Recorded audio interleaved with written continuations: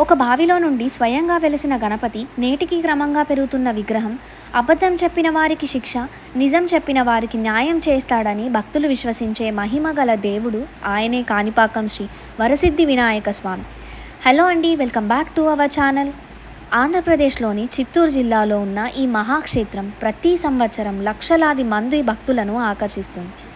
అయితే ఈ దేవాలయం ఎలా ఏర్పడింది, కాణిపాకం అనే పేరు ఎలా వచ్చింది, స్వామివారి విగ్రహం నిజంగానే పెరుగుతోందా, ఈ వీడియోలో తెలుసుకుందాం.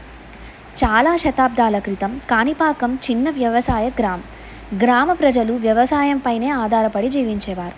అక్కడ ముగ్గురు అన్నదమ్ములు నివసించేవారు. వారిలో ఒకరు గుడ్డివాడు, మరొకరు మూగవాడు, ఇంకొకరు చెవిటివాడు. వారు తమ శారీరక లోపాలను లెక్క చేయకుండా కలిసి పొలం దున్ని జీవనం సాగించేవారు. ఒకరి బలహీనతను మరొకరు భర్తీ చేస్తూ ఎంతో ప్రేమగా జీవించేవారు. ఒకసారి తీవ్ర ఎండల కారణంగా వారి బావిలోని నీరు తగ్గిపోయింది. పంటలు ఎండిపోకుండా ఉండాలంటే బావిని మరింత లోతుగా తవ్వాల్సిందేనని నిర్ణయించారు. తవ్వుతుండగా గొడ్డలి ఒక్కసారిగా గట్టి రాయికి తగిలింది. అదే క్షణంలో ఆ రాయి నుండి రక్తం కారడం ప్రారంభమైంది. బావి మొత్తం ఎర్రగా మారిపోయింది. ఆ దృశ్యం చూసి ముగ్గురు అన్నదమ్ములు భయంతో వెనక్కి తగ్గారు.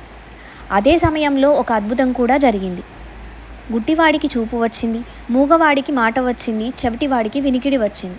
వారు ముగ్గురు ఆశ్చర్యంతో గణపతి బప్ప అంటూ స్వామిని ప్రార్థించారు. గ్రామస్తులు అక్కడికి చేరుకొని ఆ రాయిని శుభ్రం చేయగా అది స్వయంభూ గణపతి విగ్రహం అని తెలిసింది. భక్తులు వేలాది కొబ్బరికాయలు కొట్టి స్వామికి నైవేద్యం సమర్పించారు. ఆ కొబ్బరి నీరు 1 ఎకరం భూమంతా ప్రవహించిందని అంటారు. అందుకే కాణి అంటే ఎకరం, పాకం అంటే ప్రవహించడం. ఈ 2 పదాలు కలిపి కాణిపాకం అని పేరు ఏర్పడింది. ఈ అద్భుత తర్వాత స్థానిక రాజులు అక్కడ దేవాలయాన్ని నిర్మించారు. ఈ క్షేత్రంలో అత్యంత ఆశ్చర్యకరమైన విషయం ఏమిటంటే విగ్రహం పూర్తిగా బయటికి కనిపించదు. ఇప్పటికీ బావి నీటిలోనే ఉంటుంది. భక్తులకు ఆ పవిత్ర జలాన్ని తీర్థంగా అందిస్తారు. ఇంకో విషయం ఏంటంటే స్వామివారి విగ్రహం నెమ్మదిగా పెరుగుతోందని భక్తుల విశ్వాసం. గతంలో సమర్పించిన వెండి కవచాలు ఇప్పటికీ సరిపోలేదని ఆలయంలో చెబుతూ ఉంటారు. ఈ గణపతిని వరసిద్ధి వినాయకుడు అని ఎందుకు పిలుస్తారు?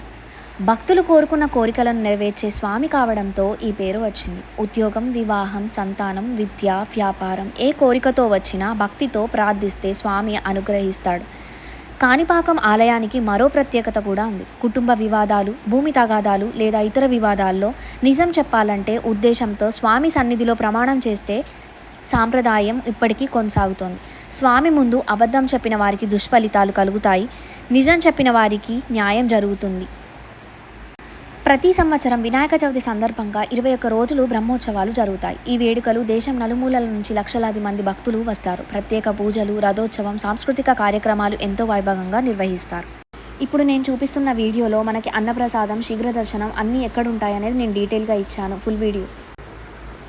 ఈ ఫుల్ వీడియోలో నేను శీఘ్ర దర్శనాలు, ఇంకా 100 రూపీస్, 50 రూపీస్, 150 రూపీస్ దర్శనాలు ఎక్కడైతే తీసుకుంటారో టికెట్స్ అన్నీ కూడా డీటెయిల్స్ అయితే ఇచ్చాను. అండ్ అర్చనలు, అభిషేకాలు ఎప్పుడు జరుగుతాయో ఆ డీటెయిల్స్ కూడా నేను జూమ్ చేసి మరీ పెట్టాను. అండ్ ఫోన్ లాకర్స్లో పెట్టుకోవాలి, ఆ లాకర్స్ కూడా చూపించాను. అండ్ ఈ టెంపుల్ యొక్క ఫుల్ స్టోరీ కూడా నేను వీడియో చేసి అయితే పెట్టానండి, చూడండి. అండ్ ఇలాంటి వీడియోస్ కోసం నా ఛానల్ని సబ్స్క్రైబ్ చేసుకోండి. And like and share and comment చేయండి.